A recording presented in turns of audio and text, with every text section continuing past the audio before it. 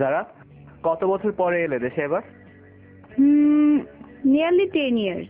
10 বছর, অনেক লম্বা সময়। তো কেমন লাগতেছে 10 বছর পরে দেশে এসে? ফাইন, খুব ভালো লাগছে। অ্যাকচুয়ালি রুদ্র, বাংলাদেশে না অনেক চেঞ্জ হয়েছে। তুমি তো অনেক ভালো বাংলা বলো দেখতেছি।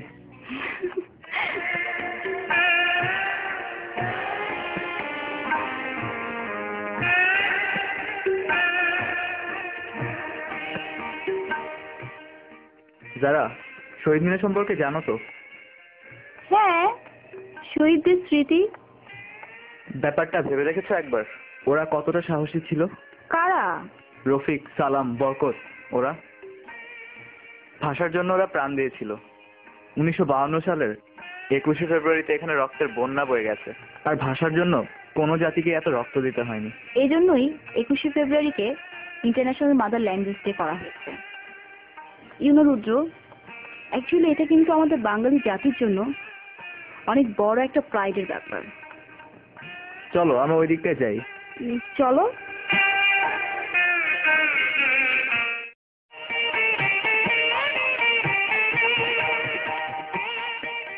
ঢাকা ইউনিভার্সিটি তো হিস্টোরিক্যাল প্লেস, রাইট?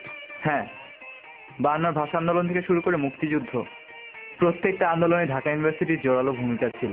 52, 62, 66, 69, 71 প্রত্যেকটা আন্দোলনে ঢাকা ইউনিভার্সিটি ব্যাপক ভূমিকা রাখে। রুদ্র, একটা ছবি তুলে দাও।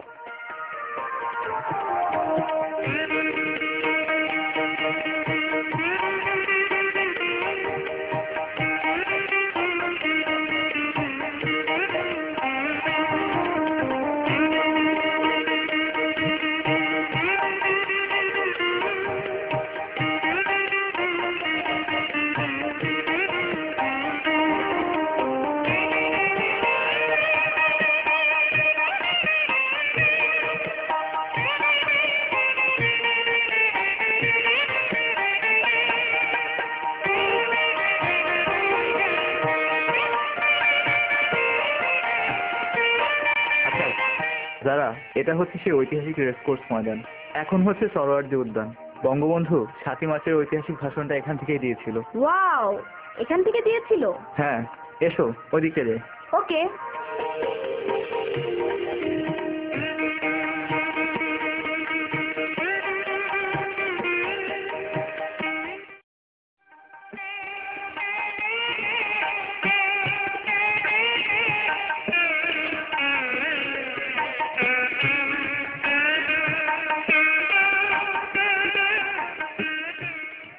যারা এখানে আসলে শ্রদ্ধায় মাথা নত হয়ে আসে। পাক হানাদাররা তাদের দোসরদেরকে নিয়ে এখানে গণহত্যা চালায়। আর নিশ্চিত পরাজয় জেনে 1971 সালের 14ই ডিসেম্বর আমাদের দেশের সব সূর্য সন্তানদের হত্যা করা হয়। রুদ্র, আমি না ইমোশনাল হয়ে পড়ছি। তোমাকে যে জন্য এখানে নিয়ে এসেছি সেটা হচ্ছে তুমি তো বিদেশে থাকো। এই জিনিসগুলো জানা থাকলে দেশের প্রতি তোমার শ্রদ্ধাবোধ, ভালোবাসা সব ঠিক থাকবে। অ্যাকচুয়ালি রুদ্র, ওয়ার্ল্ডের সব জায়গায় আমি বাংলাদেশকে প্রেজেন্ট করার ট্রাই করছি। চলো তোমাকে বাসায় পৌঁছে দিয়ে আসি। ওকে, যাওয়া যাক।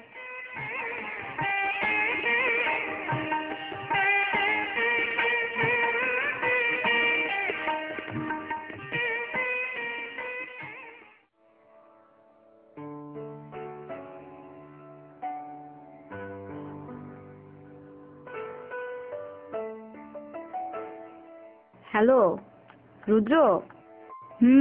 কি ঘুমিয়ে পড়েছো? না, এই তো ঘুমোবো।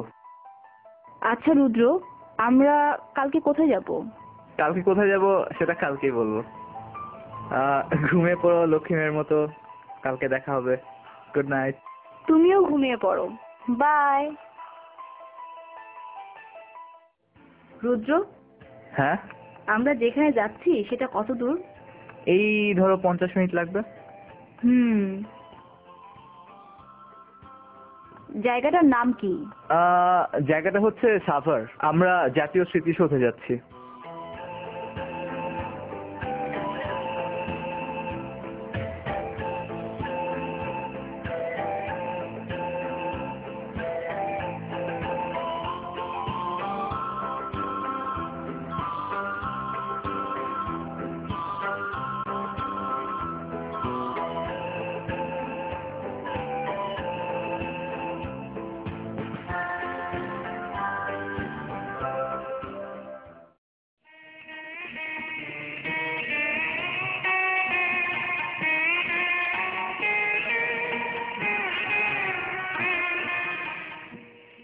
যারা হুম?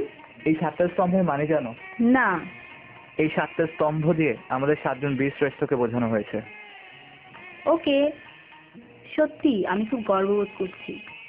বাংলাদেশ সম্পর্কে এইভাবে জানবো আমি আগে কখনোই চিন্তা করিনি। রুদ্র, তোমার সাথে আমার 2 বছর ধরে ইন্টারনেটে কন্ট্রাক্ট। তুমি আমাকে ইন্সপায়ার করেছো বাংলাদেশে আসার জন্য। তুমি বারবার বলেছো একবার বাংলাদেশে আসো, দেখবে তোমার ভালো লাগবে। এদেশের নদী, আলো, বাতাস সবকিছুতে মায়া আছে, ভালো লাগা আছে। এভাবেই আমি বাংলাদেশের প্রেমে পড়ে হঠাৎ করে চলে আসলাম। সত্যি রুদ্র, আমি বাংলাদেশে জন্মগ্রহণ করে খুব প্রাউড ফিল করছি।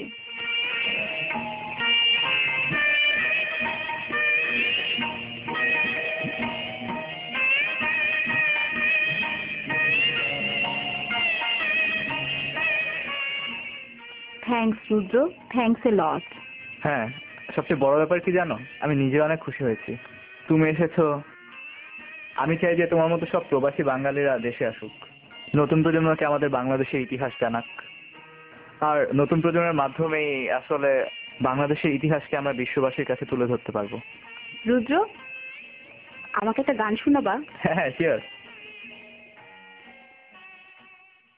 আমি বাংলায় গান গাই, আমি বাংলার গান গাই, আমি আমার আমিকে চিরদিন এই বাংলায় খুঁজে পাই।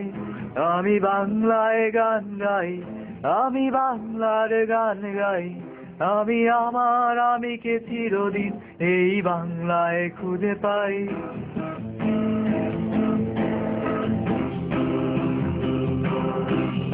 বাংলায় আমার জীবন আনন্দ, বাংলা প্রাণের সুর।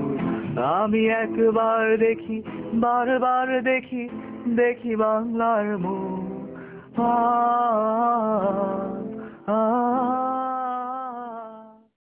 রুদ্র, তোমার মতো দেশপ্রেমিকরা বাংলাদেশে যদি থাকে তাহলে বাংলাদেশকে পৃথিবীর বুকে অনেক বড় জায়গায় নিয়ে দাঁড় করাবে। রুদ্র, I love Bangladesh. I respect Bangladesh. And last of all, I really, really love you.